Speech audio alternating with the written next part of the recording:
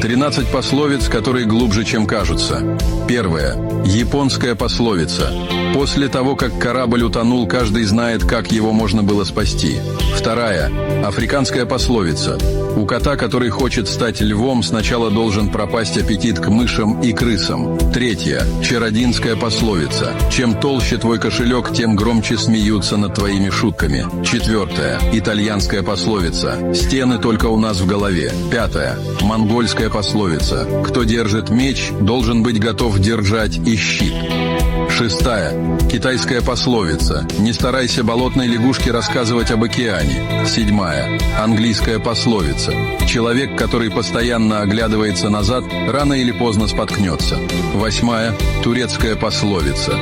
Когда твои шаги громкие, враги слышат, но когда они уверены, враги боятся. Девятая. Арабская пословица. Никогда не смейся над человеком, который делает первый шаг, он хотя бы идет вперед.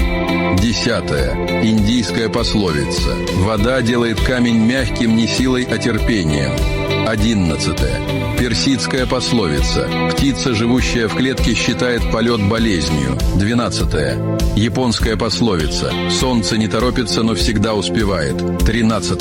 Итальянская